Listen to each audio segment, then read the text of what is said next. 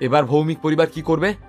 ওরা তো এই ক্যাম্পে আসার সময় সঙ্গে করে কোনো ভালো ডাক্তারও নিয়ে আসেনি, আর কোনো অ্যাম্বুলেন্স ফেসিলিটিও রাখেনি। আমার বউয়ের যদি এখন কিছু হয়ে যায় তাহলে কি হবে? কুণালের হাবভাব দেখে, তার কথা শুনে অমিয়র চেহারা ভয়ে ফ্যাকাশে হয়ে গেল। আরে কুণাল, কিচ্ছু চিন্তা করো না, আমি এক্ষুনি অ্যাম্বুলেন্সকে ফোন করছি। এখানে কোনো না কোনো ডাক্তার থাকবেই। কোনো রকমে তোতলাতে তোতলাতে অমিয় বলল। কুণালের রাগ দেখে এমনিতেই চোখে অন্ধকার দেখছিল সে। অমিয় এমনিতে প্রচন্ড অহংকারী একজন মানুষ। পৃথিবী এদিক থেকে ওদিক হয়ে গেলেও তার মুখে সবসময় একটা অ্যারোগেন্ট ভাব বজায় থাকে। কিন্তু এখন সামনে থাকা মানুষটার নাম কুণাল লাহা, আর তার সামনে যদি অমিয় একটুও অ্যারোগেন্ট হয়ে পড়ে তাহলে তার মৃত্যু নিশ্চিত। ঠিক সেই সময় নীল ভিড় ঠেলে এগিয়ে এসে বলল, শুধু শুধু নিজের সময় নষ্ট করো না। এই জায়গাটা শহর থেকে অনেকটাই দূরে, যদি অ্যাম্বুলেন্স পাওয়াও যায় তাও আসতে যতক্ষণ সময় নেবে ততক্ষণে আমরা অদিতিকে বাঁচাতে পারবো না। নীল, প্লিজ এভাবে বলো না, আমি অদিতিকে ছাড়া বাঁচবো না, প্লিজ কিছু একটা করো। নীলকে দেখা মাত্রই কুণালের অসহায় মুখে ভরসার চিহ্ন দেখা দিল। নীল কিছু বলে ওঠার আগেই আদ্রিতা এগিয়ে এসে আগ বাড়িয়ে বলল, আপনি কিছু মনে করবেন না, কিন্তু নীল এই অসুখের চিকিৎসা করতে জানে না। প্রচন্ড ভয় পেয়ে বলল আদ্রিতা। নীল অবাক হয়ে তাকিয়ে থাকলো আদ্রিতার দিকে। আদ্রিতা ভেবেছিল যে যদি নীল কোনো উল্টোপাল্টা কথা বলে ফেঁসে যায়, সেটা আদ্রিতা চাইছিল না। যদিও আদ্রিতার নীলের বিয়ে 3 বছর কেটে গিয়েছিল, কিন্তু তাও আদ্রিতা তাকে এতদিনেও খুব বেশি চিনে উঠতে পারেনি। আর আদ্রিতা এই কয়েক বছরে নীলকে কখনো কারোর চিকিৎসাও করতে দেখেনি। আর সব থেকে জরুরি কথা, অদিতি লাহা পরিবারের বউ। যদি চিকিৎসা করতে গিয়ে নীল এদিক ওদিক কিছু করে ফেলে তাহলে কি হবে? আদ্রিতা লাহা পরিবারকে চটানোর মতন ভুল করতে চাইছিল না। কুণাল, তুমি কোনো চিন্তা করো না। যেই নীল কথা বলতে শুরু করলো তখনই আদ্রিতা নীলকে তাড়াতাড়ি চুপ করিয়ে দিল। নীল, তুমি চুপ করো, এটা উল্টোপাল্টা কথা বলার সময় নয়। আদ্রিতা এতটাই ভয় পেয়ে গিয়েছিল যে সে দুজন মানুষের কথার মাঝখানে কথা বলতে শুরু করে দিয়েছিল। আরে বাবা, তুমি একটু শান্ত হও, আমি খুব ভালো করে জানি যে আমার কি করা উচিত। নীল শান্তভাবে আদ্রিতাকে বলল। এরপর আর সময় নষ্ট না করে নীল সরাসরি কুণালকে জিজ্ঞেস করল, কুণাল, আমাকে একটা কথা বলো, অদিতি কি উল্টোপাল্টা কিছু খেয়েছিল? নীল খেয়াল করেছিল যে অদিতির ঠোঁটের কোণায় হলুদ হলুদ কিছু একটা লেগে রয়েছে। সকাল থেকে তো অনেক কিছুই খেয়েছে, আলাদা করে আর কি বলবো।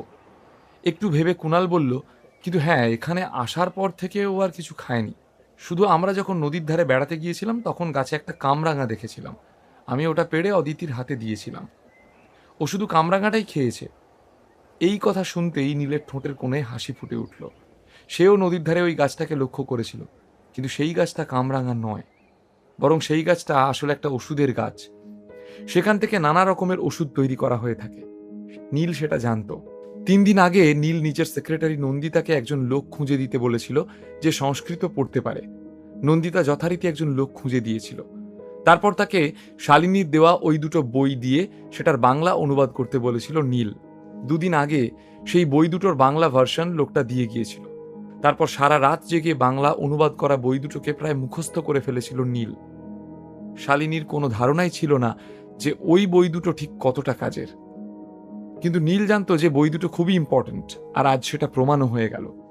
অদিতি যেই ফলটা খেয়েছিল বইতে সেই ফলটার নাম সোনালী ফল হিসাবে উল্লেখ করা আছে। ফলটা খুবই বিষাক্ত, কিন্তু এর চিকিৎসা খুবই সহজ। নীলের শুধু মাছের তেল প্রয়োজন। যদি ঠিক সময় অদিতিকে মাছের তেল খাইয়ে দেওয়া যায় তাহলে ওই ফলের বিষ অকেজো হয়ে পড়বে। কিন্তু সেই তেল সরাসরি খাওয়ানো যাবে না, একটা নিয়ম আছে। নীলকে সেটারও ব্যবস্থা করতে হবে। কুণাল, আমার কাছে বৌদিকে বাঁচানোর একটা উপায় আছে, কিন্তু আমি যেভাবে বৌদির চিকিৎসা করব সেটাকে অনেকে ভুল বুঝতে পারে। তোমার কি আমার উপর ভরসা আছে? সিরিয়াস হয়ে জিজ্ঞেস করলো নীল। কুণালের কোনো উত্তর দেওয়ার আগেই আশপাশের লোকজন নিজেদের মধ্যে কথা বলতে শুরু করে দিল। এখানে কোনো ভুল বোঝাবুঝির কি আছে? আমার তো মনে হয় সেন পরিবারের এই ফালতু ঘরজামাইয়ের মনে ধরেছে বৌদিকে, আর এখন সুযোগ বুঝে ও ভুলভাল কিছু একটা করে সেটার ফায়দা তুলতে চাইছে। টমি সাউ হঠাৎ সুযোগ বুঝে নীলের দিকে আঙুল তুলে ভয়ানক চেঁচিয়ে উঠে বলল, তোর সাহস কি করে হলো অদিতি বৌদির দিকে বাজে নজরে দেখার? তোর এই সমস্ত কায়দাবাজি এখানে চলবে না। কুণাল, আমার মনে হয় না তোমার নীলের কথায় পাত্তা দেওয়া উচিত। আমার মনে হয় না ও কিছু জানে। অমিয় সরু চোখে নীলকে দেখতে দেখতে বলল। অমিয় আর টমি সাউয়ের কথা শুনেও নীলের হাবে ভাবে কোনো পরিবর্তন দেখা দিল না। সে ওদের দিকে ঘুরে সঙ্গে সঙ্গে বলল, তোমরা দুজন যখন এত চেঁচামেচি করছো তাহলে আমার মনে হয় যে তোমাদের কাছে অদিতিকে বাঁচানোর নিশ্চয়ই কোনো উপায় রয়েছে। বেশ, তাহলে তোমরা এগিয়ে আসো আর অদিতিকে বাঁচাও। একদম বেশি চালাকি করার চেষ্টা করবে না। বেশ রাগী গলায় হুমকি দিল অমিয়। যদি আমরা মানুষের প্রাণ বাঁচাতে পারতাম তাহলে করে ফেলতাম। তোমার মতন কোনো নোংরা খেলা খেলতাম না, টমিসাও খুব অ্যারোগেন্টভাবে বলে উঠল। মোদ্দা কথা হলো, তোমাদের কাছে এই মুহূর্তে অদিতির চিকিৎসা করার মতো কোনো উপায় জানা নেই। কি আমি ঠিক বলছি তো? হঠাৎ নীলের কথা বলার ভঙ্গি পুরোপুরি বদলে গেল। তাহলে যে ব্যাপারে তোমাদের কোনো ধারণাই নেই, সেই সব ব্যাপারে নিজেদের নাক গলিয়ে ফালতু কথা না বললেই কি নয়? ঠিক সেই সময় কুণাল প্রচণ্ড গম্ভীরভাবে বলে উঠল, নীল একদম ঠিক কথা বলেছে। যদি তোমাদের মধ্যে কেউ আর কোনো রকম বাগড়া দেওয়ার চেষ্টা করে, আমি তাকে তুলে সোজা এই নদীতে ফেলে দেব।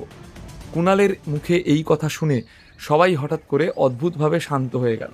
অমিয়, টমি কেউ আর মুখ খোলার সাহস পেল না। এরপর কুণাল নীলের দিকে তাকিয়ে বলল, নীল, তোমার উপর আমার বিশ্বাস আছে। তুমি যা বলবে আমি তাই করব। তুমি শুধু আমার অদিতিকে বাঁচাও। আমি তোমার পায়ে পড়ছি। আরে কি করছো? কিচ্ছু হবে না অদিতি, তুমি এক্ষুনি যাও আর দুটো বড় দেখে মাছ নিয়ে এসো। সকাল থেকে কয়েকজন নদীর ধারে মাছ ধরতে বসেছে, এতক্ষণে ওরা অন্তত দুটো মাছ তো ধরেই ফেলেছে, বিনয়ের সাথে বলল নীল। যখন থেকে অদিতি জ্ঞান হারিয়েছিল তখন থেকে কুণাল অদিতির হাত ধরে মাটিতেই বসেছিল, কিন্তু নীলের কথা মতো সে ছুটে চলে গেল মাছ আনতে। এদিকে নীল মাটির থেকে তুলে নিজের কোলের উপর শোয়ালো অদিতিকে। বিনামূল্যে গল্প শুনতে নিচের ইনস্টল বাটনে ক্লিক করুন এবং পকেট এফএম ডাউনলোড করুন। লিঙ্কটি রয়েছে ডেসক্রিপশনে।